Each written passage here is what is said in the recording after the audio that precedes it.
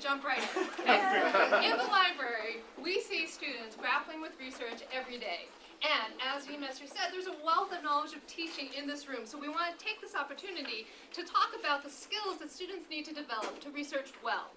And we're going to ask you to also help each other generate ideas for low-stakes activities that you can do in the classroom or as homework assignments that will help students build those skills. So first of all, we wanted to break down this concept of research, which is way too big, right? And we know these steps are general, but for the sake of, time. The first step is to understand the assignment. And we see students stumbling because they haven't succeeded with this first step yet. Then they need to decide what it is they are researching, whether it's a topic, whether you've asked them to develop a research question, what are they looking for?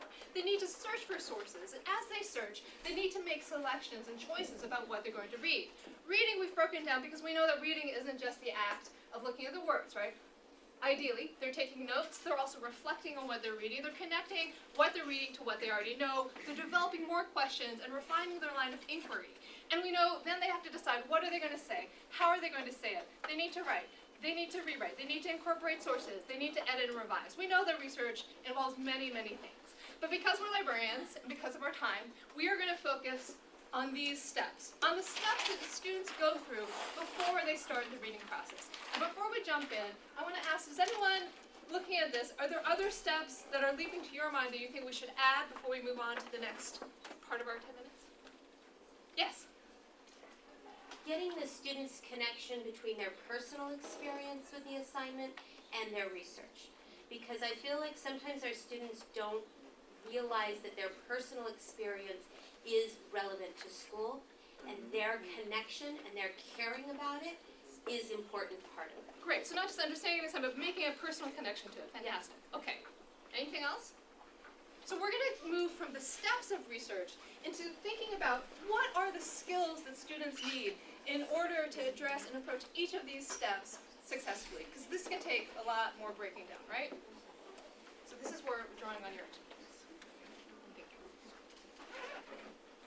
Skill that they need to have? Yeah, what are the skills that they should develop in order to accomplish each of these steps successfully? Learning how to ask a question. I mean that's a skill. Learning how to ask a question. Yeah. I would say, a historical question in my specific case, but some sort of academic question. An academic question, okay. Great, thank you. Yes? Define the word academic. Because I have students who I might pick a controversial topic and they're like, which is better, Halo or Call to Duty? Okay. And so how we define what is appropriate for study I like in the the academy. word appropriate and relevant. How about asking a relevant question? So depending on the discipline, depending on the assignment, we want them to be asking questions that are relevant. Is that okay? What other skills do students need to develop in order to approach each of these steps successfully? Narrowing topic, usually. So narrowing a topic Right. that may be broad, that may give them just 5 million results back. Okay, so narrowing a topic, yes. Time management. Time management. Okay. Like And can you, particularly like how long it takes to come up with a research question, because I think they usually think that it should just come.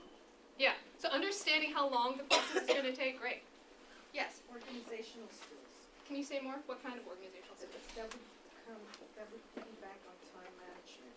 Like, don't wait till the night before. Well, maybe. Okay, so this is due this date, so this week I'll do this week I'll do that. Okay. Just organize the steps. So there's understanding how long it takes and then actually doing what they need to do on I time. want Yes. to piggyback on what Chris said, knowing when to ask for help Great. and talking it out with other people.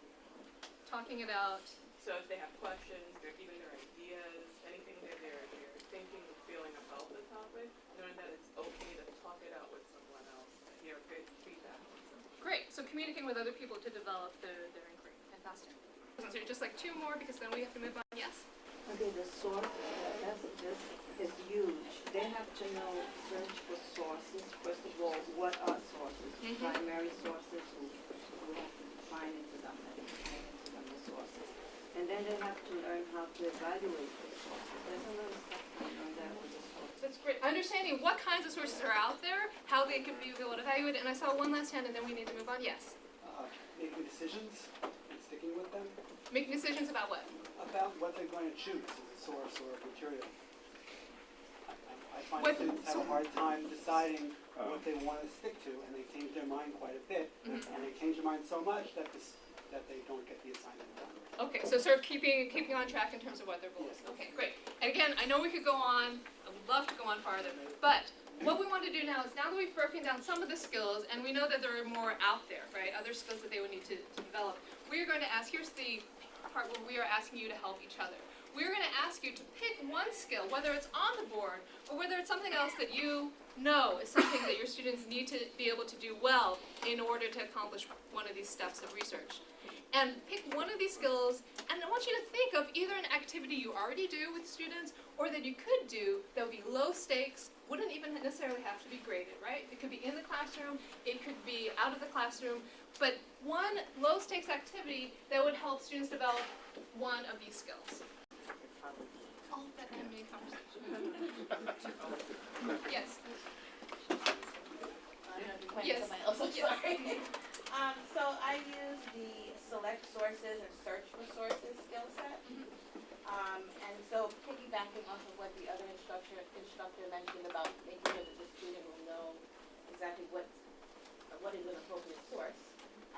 So I said based on info given to students and faculty, student must identify 2 to 4 appropriate sites for sites or search engines to gather information. Okay. So the sort of, to let you know where they're going to look, and so that you have a chance to get a read on where they are with that. Okay, great. So Yes. just connected to, because I put specifically selecting a source, Mhm. and so the assignment would be like I would give them the research topic and the thesis, etc., and then I would give them 3 articles and have them read it, take notes, and one of them will be clearly, supportive of their thesis statement, and the other 2 not so much. So they would pick one, and that would tell them at least one, so they can make the decision, and then they would select that one and say why, and then why the other 2 are not as strong.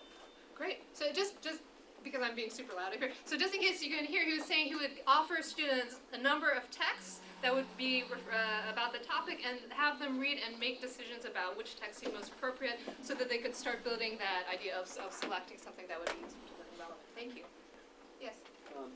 We were sort of both on the same page. We sort of, once they started to form their thesis claim, bringing them together to review it with each other. Number 1, to establish a solid claim, and then number 2, to then come together and examine the supporting arguments for that claim. Sort of look at them and organize them, make sure you're not being redundant, building to the strongest argument, sort of breaking them into smaller groups to help each other out. Great. So working in small groups and getting some peer feedback to Right. end a reflection. Great. Thank you. And Mr. Green? Yeah, I guess I started with understanding the assignment and basically working in groups or writing on their own.